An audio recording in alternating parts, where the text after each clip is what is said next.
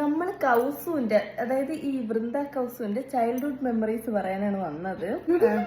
മാരക ചീത്തവിളിയായിരുന്നു.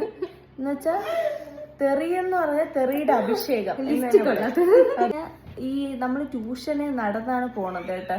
ട്യൂഷന് പോകുമ്പോ ചപ്പ് ചവറൊക്കെ റോഡെ കിടക്കുമല്ലോ, അതെല്ലാം പറക്കി ബാക്കിയുള്ള അതൊക്കെ പറക്കുന്നതിന് മുമ്പ് തൊട്ട് തൊഴുക. ചവിട്ടിയെ തൊട്ട് തൊഴുവണമെന്നുണ്ട്. പേപ്പറിലൊക്കെ ചവിട്ടിയെ തൊട്ട് തൊഴുവണം നമ്മളെ പഠിപ്പിച്ചിട്ടില്ലേ? ആ, അതുപോലെ തൊട്ട് തൊഴുവിയിട്ട് ബാക്കിയുള്ളവരെ വീട്ടിന്റെ ഗേറ്റിന്റെ അകത്ത്. അതാണ് വേറൊരു പരിപാടി. പണ്ട് അപ്പുറത്തെ വീട്ടിലൊരു കോഴിക്കോടുണ്ടായിരുന്നു. അപ്പൊ അതിനകത്ത് കേറുന്നു, മുട്ട കട്ട് കുടിക്കുന്നു. കോഴിക്കോട്ടിന്റെ അകത്ത് കയറി മുട്ട കട്ട് കുടിക്കുന്ന വൃന്ദ കൗസിനെ കാണണമെങ്കിൽ ദാ നോക്കൂ. സത്യമാണ് കേട്ടോ, കൊച്ചിലത്തെ കാര്യമാണ് പറയാം. ചൈൽഡ്ഹുഡ് മെമ്മറീസ് ഒക്കെ. നമ്മുടെ അപ്പൂപ്പന്മാർക്ക് 2 കട ഉണ്ടായിരുന്നു. അവിടെ ഈ സിഗരറ്റ് ഒക്കെ വിൽക്കുമല്ലോ. ആൾക്കാർ അവിടെ നിന്ന് സിഗരറ്റ് ഒക്കെ വലിച്ച് ബാക്കി ബാലൻസ് ഇടും. ഇവിടെ ആരും കാണാതെ അത് പോയി എടുത്ത് വലിക്കും. ഞാൻ ഇമിറ്റേറ്റ് ചെയ്യാൻ നോക്കിയതാണ് അവരെ. പിന്നെ ഈ തീയിലൂടെ ഒക്കെ ഭയങ്കര എന്തോ ഒരു ക്രേസ് ആണ്. ഒരു ദിവസം അമ്മ നോക്കിയപ്പോ തീപ്പെട്ടി മെഴുകുതിരിയും കൂടെ കത്തിച്ച് കളിക്കുന്നു. അമ്മ കളിച്ചില്ല. അമ്മ മെഴുകുതിരി വാങ്ങിച്ച് തീയും കത്തിച്ചിട്ട് ഉരുക്കി ഒഴിച്ചു കൊടുത്തു. നമ്മൾ കൗസുവിന്റെ, അതായത് ഈ വൃന്ദ കൗസുവിന്റെ ചൈൽഡ്ഹുഡ് മെമ്മറീസ് പറയാനാണ് വന്നത്. മാരക ചീത്തവിളിയായിരുന്നു.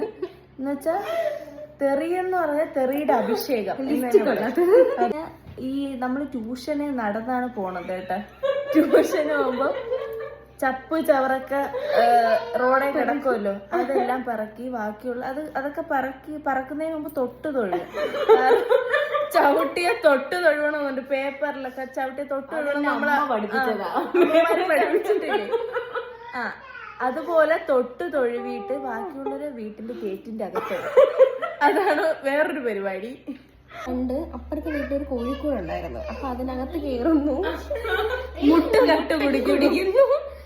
കോഴിക്കോട്ടിന്റെ അകത്ത് കയറി മുട്ട കട്ട് കുടിക്കുന്ന വൃന്ദ കൗസിനെ കാണണമെങ്കിൽ ദാ നോക്കൂ. സത്യമാണ് കേട്ടോ, കൊച്ചിലത്തെ കാര്യമാണ് പറയാം. ചൈൽഡ്ഹുഡ് മെമ്മറീസ് ഒക്കെ. നമ്മുടെ അപ്പൂപ്പന്മാർക്ക് 2 കട ഉണ്ടായിരുന്നു. അവിടെ ഈ സിഗരറ്റ് ഒക്കെ വിൽക്കുമല്ലോ. ആൾക്കാർ അവിടെ നിന്ന് സിഗരറ്റ് ഒക്കെ വലിച്ച് ബാക്കി ബാലൻസ് ഇടും. ഇവിടെ ആരും കാണാതെ അത് പോയി എടുത്ത് വലിക്കും. ഞാൻ ഇമിറ്റേറ്റ് ചെയ്യാൻ നോക്കിയതാണ് അവരെ. പിന്നെ ഈ തീയിലൂടെ ഒക്കെ ഭയങ്കര എന്തോ ഒരു ക്രേസ് ആണ്. ഒരു ദിവസം അമ്മ നോക്കിയപ്പോ തീപ്പെട്ടി മെഴുകുതിരിയും കൂടെ കത്തിച്ച് കളിക്കുന്നു. അമ്മ കളിച്ചില്ല. അമ്മ മെഴുകുതിരി വാങ്ങിച്ച് തീയും കത്തിച്ചിട്ട് ഉരുക്കി ഒഴിച്ചു കൊടുത്തു.